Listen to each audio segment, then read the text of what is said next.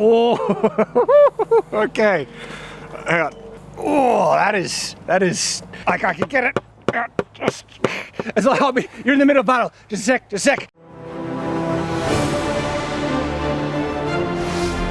Shadowversity. Carbon fiber. Some say it is stronger than steel. Hang on. It's not actually stronger than steel, although it kind of is. Depends on the use case. Yeah, I mean, carbon fiber has really great tensile strength, and that's why it's interlayered, like cross-hatched, and that maximizes the kind of angular advantage of it, and so it becomes really stiff. And in that sense, I think the tensile strength is actually stronger than steel. I'm not sure. But in terms of holding its structure, right, it relies on the resin and other things. Okay, fine. Carbon fiber. In some ways, it's stronger than steel, which raises the really important question. What happens if you were to make armor out of it? With how powerful carbon fiber is, surely armor made out of it could practically stop anything, including bullets. Well, we can't actually test that, so... Yeah, we don't have guns. We will be testing it against everything else, and I don't think it could stop bullets. Maybe a 22? Really? It's Kevlar on the back. Oh, it does have Kevlar on the back. Okay, so I might be able to stop some really small caliber of firearms because it's just that amazing and that tough. Carbon fiber. And in this episode of Shadowversity, we are going to be putting it to the test by testing an authentic Kai shield. Hang on, no. It's not a Kai shield. It's a heater shield. That's the size of a heater shield. Shut up, nerd. It's a shield. Bloody geeks. This carbon fiber shield is made out of a composite layer of carbon fiber, Soric cores, and even Kevlar, specifically engineered to be as strong and tough as possible. Because this is the question, could you engineer a piece of medieval armor with modern and advanced materials to be far stronger than anything that you could find in the medieval period? That is what we will be testing here on Shadowversity. I think our new intro guy's overdoing it a bit. A little bit. Yeah. Greetings, I'm Shad. And greetings, I'm Tyranth. And Tyranth, look, something that the intro guy did get right, we have something really cool and particularly advanced. Yes, you guys might know James. We've gone and visited him. He's been helping with the Titan Sword project, specifically a lot of the carbon fiber and Kevlar stuff, and he made this for us. Yes. So James actually teaches composite materials in university. He is an absolute legend, and interestingly, he is really intrigued by testing out different strength kind of layering methods for these advanced materials, and just so happens the type of people that can test these kind of, experiments to their breaking point in somewhat valid ways. It's us here on Shadowversity. Interestingly enough, because this is not the first time he has sent us something specifically related to armor. He sent us the Kevlar shield. Mm-hmm. Funnily enough, that video didn't do that crazy, which is fascinating because that Kevlar shield, for its weight, its size, and its thickness, was incredible. It was really tough. Compared to Kevlar, I reckon the carbon fiber is not going to be as good. Really? Yeah. Because this is kind of a mix. This is almost... it's hard to say if this is an upgrade or the advanced version, because this is a test of different composite materials, which include Kevlar. The last shield it was just pure Kevlar and resin. What I mean is I reckon the carbon fiber in this particular use case isn't going to add that much. If this was Kevlar instead, this top layer, I reckon it would be way stronger. I don't know. Because that Kevlar, it almost stopped the Beck. It was pretty crazy. Do you reckon this will stop the Beck? I reckon it might, just because it's so thick, and we do have that last layer of Kevlar on the back. So the carbon fiber might do all right, simply because it's paired with the Kevlar. Well, let's talk about the composite materials that this is made out of, because this is actually a pretty advanced kind of structure right here. It's not just carbon fiber and that's it. To get the best results and performances out of carbon fiber, you actually specifically layer it and combine it in different methods. And so you can actually combine it with different weaves. The weave pattern of carbon fiber actually does matter. Yep. And then in terms of the layering, one of the things that is incredible about this is how insanely stiff it is. Yeah. This is stiffer. I cannot bend or flex it at all. Stiffer than wood, Yeah, right? and what might surprise a lot of people is this looks kind of thick. It's maybe about like a plywood sheet, kind of that thickness. But most of this is actually just like a foam soric core. I mean, it's not really foam anymore because the resin has hardened it, but there's only, like I would say, a 1 millimeter thick sheet of carbon fiber on the front. Then we have a maybe 3-4 millimeter thick soric core. Then it looks like a Kevlar and carbon fiber weave in the middle. Then another thin layer of soric core. And then on the back, maybe 1 millimeter, 1.5 millimeter Kevlar sheet on the back. So most of this is foam. Yeah, and so a soric core is a foam layer that's made to like add a cushioning barrier thickness, right, between carbon fiber layers, and they get stuck together really tight because it's the same resin that's holding it all together. And the resin kind of fills out the soric core, but it's slightly, it's not aerated, but it's so light. Yeah. It's crazy. Well, this thing, like, how much would you say this weighs? Do you want to weigh it? Okay, so we have a more valid historical analog in my other heater shield here, and I know it's not perfect. It shouldn't have this tin, fringe lining, though it does have a cloth cover over top. It's a type of linen that's glued, and so anyway, in terms of weight, it'll be comparable enough. And so this shield here, 3.2 kilos as a comparison. And then the carbon fiber Kevlar mix, 1.7 kilos. And this is nowhere near as thick as that either. This is thinner. It is. The interesting thing is, because we also have, this was our last test piece. This is just a piece of Kevlar. It's probably about, let's say, 3.5 millimeters thick, very thin. 540 grams. And it held up pretty good for that. It is about half the size. It is. What I'm bringing up now is the issue with something like this, even though it can stop quite a lot, it doesn't really have any mass, which means that it's not very good at shock absorption. Yeah. So even though it might protect you against something, it's probably going to break your bones. So having a little bit more mass on it, a little bit more chunk to it, is a good thing. Okay, then the only thing left is to actually put it to the test. Predictions? I'm not sure. I don't know either. I don't think we're going to get through with most things. Yeah, this is going to be a wild card. I think it's going to come down to the Beck. So often it comes down to the Beck. If you're not familiar, it's called the Beck to Corbin. It's a historical type of pole arm. You'll get to see it in this video. It's one of the most deadly medieval weapons we've ever tested. Yeah, it's kind of our final boss of weapons. All right, let's get to it. Let's do it. To begin with, we'll be hitting with a nice, tough bastard sword. This is actually the re-hilted Honshu broadsword. But all right, let's give it a go. So, gosh, the angle of attack, man. This is tricky.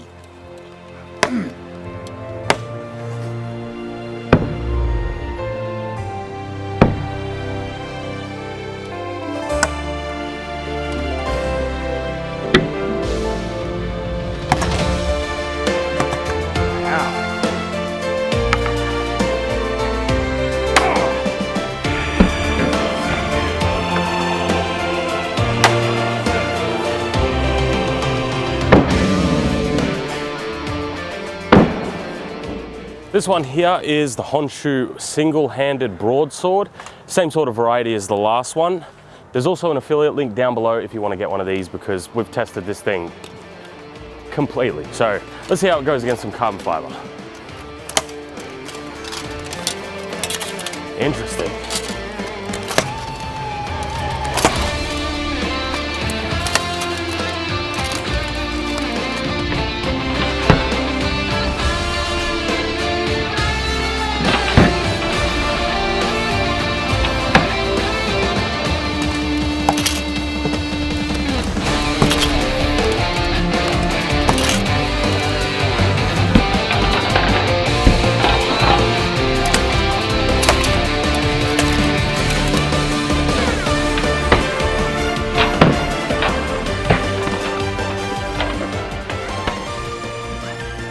All right, just from the sword test, I'm a bit surprised. Yeah. So carbon fiber, because it relies on tensile strength, has pretty good, properties in terms of trying to bust through it. It resists that quite well. But the strikes on the sides, they dug in deep. Yeah. Like I said, I think this is going to perform a little bit worse than the Kevlar one. I think it will, actually. And the reason why I think it dug in so deep is the Sorek core just isn't resistive. Yeah, it doesn't give it the type of resistive structure that it needs for this particular application. Although, that makes me think, if you did have a rim of something really tough around the edge, that could add a lot of strength. The thing is though, this type of penetration is almost the exact type you do want with a medieval shield. The reason why this isn't a bad thing, it does stop a strike, but the weapon then gets trapped in the shield and you can manipulate the opponent's weapon away. This is a feature of many historical shields. Sure, but I think in this particular case, when we make a carbon fiber shield, we want it to be better. I think that's the point here, right? What do you want to move up to next? Because we have a couple of different things that I think, before we get into the destruction stuff, perhaps throwing a spear or yes, firing a bow. I reckon spear and bow are next. All right.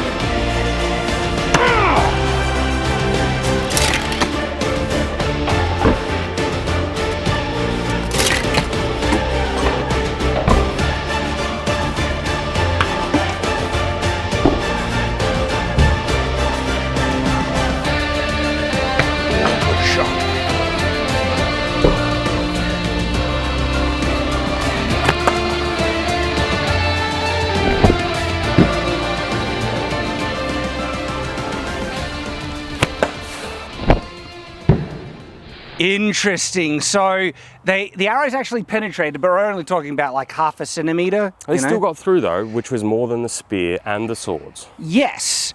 Not enough to injure anyone. Like the shield is doing what it needs to do. Yeah. At the moment, it is performing easily well enough for a functional shield. But you got to remember, the interesting about this is it's actually the Kevlar at the back that's doing the heavy lifting. That's it. You know, you're right. Though there is that Kevlar layer in between that's also towards the back, which is definitely probably doing something. But so far, the carbon fiber hasn't done much. Now, this isn't really a surprise to me because we've done this carbon fiber stuff, and the carbon fiber, as much as you guys love it, and like everybody seems to really like carbon fiber, it's all right. Like, we have tested. We have a carbon fiber armor video where we have multiple different plates of carbon fiber in different grades, where this was specifically engineered to function as a shield, with the Sorek core being thicker. Now, at the moment, it's performing almost about the same as those thinner carbon fiber plates, don't you think? Yeah, I'd probably say around the same. I'm still impressed though, for like 1.5 kilos, that's pretty light. We're getting good performance for its weight. Yeah, absolutely. Exactly. Strength to weight ratio is good. Now, we should actually mention that these arrows were shot from this bow, which is a 110-pound war bow. It does not look like it because it's so small, but this thing slaps. It has a kick to it. And now this is kind of almost lower end, but still very much in the war bow, range, and so it gives good feedback for that. Different arrowheads could bring different results. I mean, these arrowheads are... They're chunky, but they're not bodkins. I reckon a bodkin might... They're still pretty good, though. Pretty good. Though I reckon from, nearly like a 160-pound bow, you would probably be penetrating by about that much. That's usually what we see on tests done on medieval level shields. You do get a chunk of penetration on them from a very powerful bow. It's interesting that this is getting similar results. Well, keep in mind that if this was like an actual shield, it should be like double the thickness. And that thickness that'll stop a lot more. That is interesting, because you should bear in mind that it's thicker. This is thicker than our Kevlar shield, but it is about half as thick as what a historical heater shield would be. Yeah. And it's offering nearly about the same level of, resistance. The interesting thing is the actual, like a proper shield might be like double the weight. Yes. So if you doubled that up. Double the thickness and then double the weight, you're probably 4 times heavier than this and twice as thick. Yeah. So this is actually still, all right, this is hitting above, above its own weight class right here. It's all relative. It is. Though, now let's see how tough it is against some really damaging weapons. Let's do it. Did you know we are making exclusive full-length episodes just for our supporters? This week's release is us reacting to more of those McDojo sword delusions. It actually gets even more crazy, if you can believe it. YouTube is in such a state at the moment that the only way we can continue making this content, even the free content, is purely thanks to our supporters. You guys are literally the ones that are comprising most of our revenue, supporting the business and us able to make this content. So if you want to help support us continue to make this content, the stuff that is available for free, and get access to the exclusive great content. This is like full-length videos for as little as $1 a month. You can get access to that content and also help support the channel. It means the world. Remember, this week's video is a fun reaction to the sword illusion stuff. It's great. It's either released or going to be released this week, as little as $1 a month on Subscribestar, Patreon, or channel memberships, and then you get all that backlog content as well, like great episodes. So do support if you're able to, and let's get back to the video.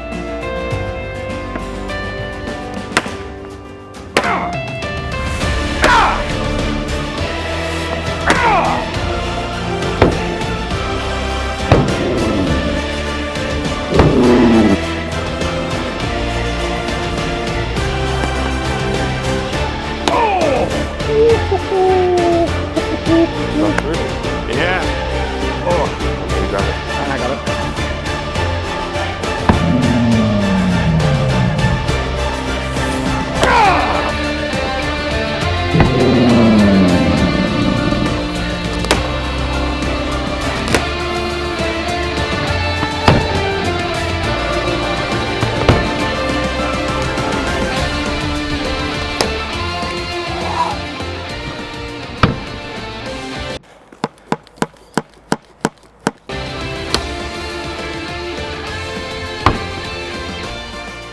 Oh, baby.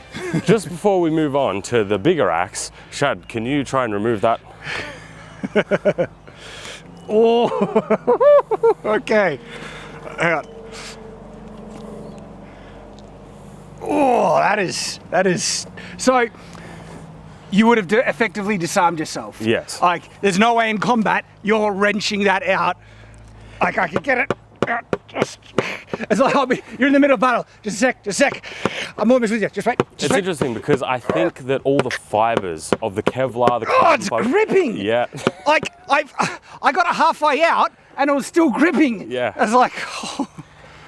Yeah. So, like, look, that is deep penetration, but that's not enough to kill someone. No. I mean, if it hit your hand, you'd be feeling it. Yeah. Low percentage, you would just manage to get the hand. The problem is getting that out was actually quite difficult. That's another kind of feature to the shield, honestly. Like now, yeah, look, loosened the head. we have loosened the axe head from that. This was brand new. Well, we haven't swung it that hard at anything, we should say. True. Since buying it. And okay, like, even though that did good damage, like, there's cracking, although the structure is still solid on the We're still the flat good. We're hits. still good, but obviously that Yeah. that just went through. I actually think the shield won that, even though this got through. Yes, because of the context around. Context, Yes. yeah. All right, let's get to the Danax. Let's see Big what we got. boy. Though the Danax doesn't have a spike on it, so I'm nervous now. All right, so I might build up. Let's go soft. But holy. All right, no, it's okay. It handled that fine. That was like 50%. Okay. But the power behind just that 50% hit. Ah! The edge angle was hard to be, like, it fell a little down on the hit, I reckon. Oh, dude, that's fun.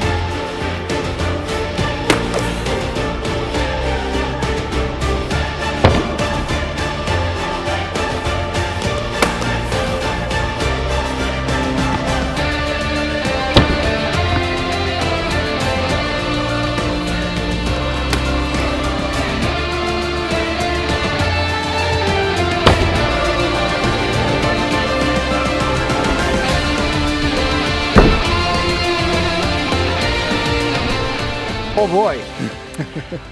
I don't know how the mics picked that up, but the sound of that is like a gunshot. It cracks. And look at the damage we did on this. Like, this is actually cracked and like, Like I can feel, this was so stiff before, you can see it on. Look, it's delaminated. Yeah, look at this. Look at this. This is. Here, look. Wow, look at that. That has destroyed it. And not only that, there was so much force smacking into this.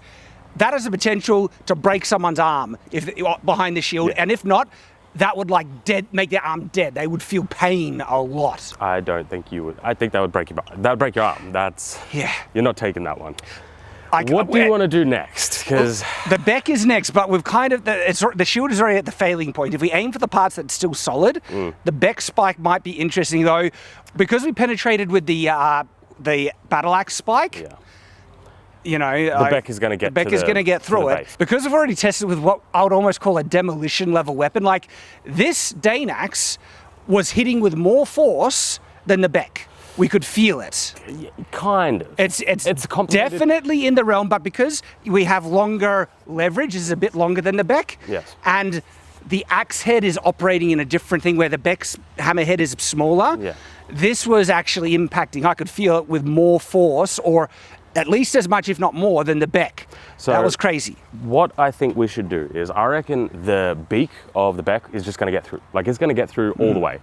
The hammer's an interesting one because I think we need to hit somewhere here or down here in the spots that aren't compromised to see how much damage it does. If we hit the hammer here, this is already just... So even though I think we have proven that if this is serious gear business, you want to see the Beck, and so we're gonna you throw the Beck against it. Okay. Do you want to do the Beck? Or do you want me to? Of course I do. Okay. All right. Well, because I got to move the cameras around. So this is the mighty Beck. A lot of you guys here obviously watched a lot of these episodes, know what this is. This is a monster, and this is what we call our final boss. So what I'm going to do is I'm going to use the hammer and try and hit these areas here that are untouched so we can get some valid results.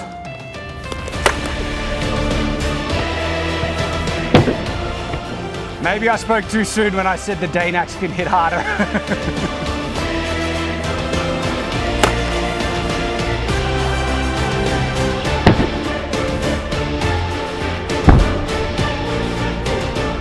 I reckon this is just going to go straight through. Yeah.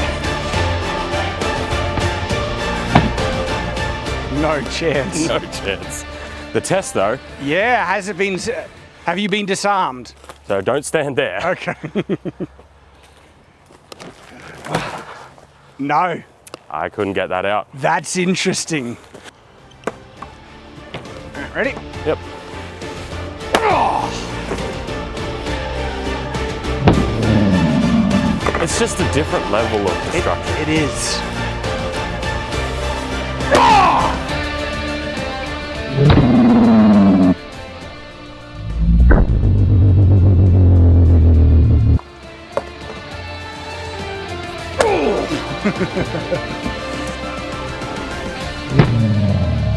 So I think I spoke too soon when I said the Danax is hitting harder than the Beck. And look, it was been a while since we swung the thing. I kind of forgot. And the Danax was such a leap up in power from the battle axe to this that I was so impressed. Then I kind of forgot how powerful and dominating the Beck is, because when we moved to the Beck, holy crap. It doesn't mean the Danax was bad. It was fantastic. It's just how it transfers the force. It's just that hammerhead is just... It concentrates it. And even though I felt kind of a bit more mass and momentum in the Danax, the fact that this just drives it right onto that small head.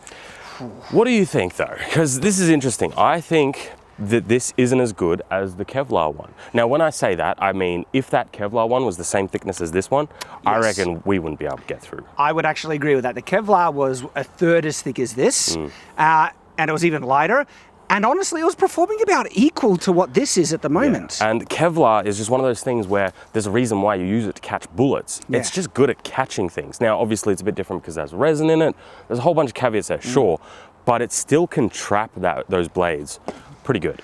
But in the sense of how well did this perform just on its own, I actually think it is performing as an adequate shield, if not a bit above average for a standard medieval shield. Well, here's the trade-off, because what happened, and this has happened consistently with a lot of these composite sort of weapons and shields and whatnot, is the compromisation of the structural integrity. When we break through something, it starts to delaminate. Yes. This seems to be a common theme. I'm not really sure how you could fix it, but that basically renders it useless. With wood, you don't really have delamination like that.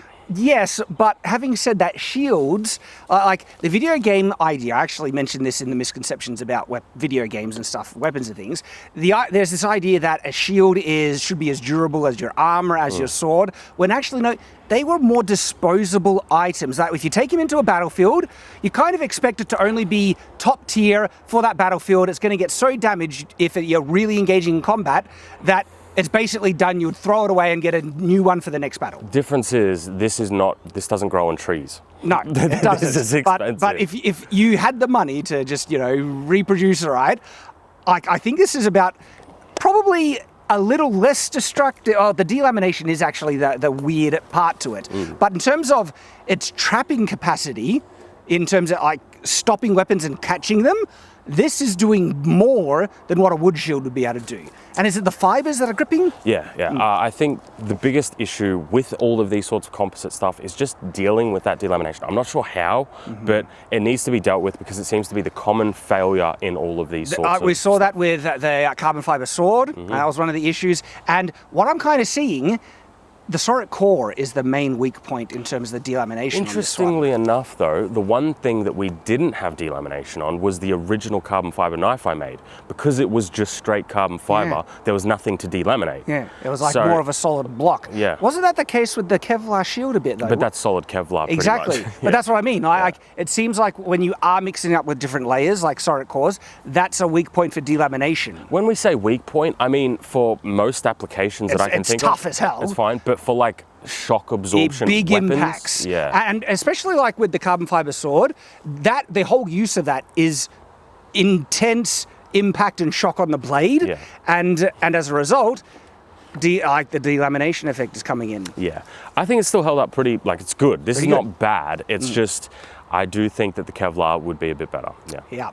Let us know what you guys think. In fact, you can check out the Kevlar shield video right there, and see how well it performs, because we test the Beck against it and similar weapons, but it was really interesting to see how a different design one with different materials, because this is more affordable to make than the Kevlar one, because Kevlar's more expensive.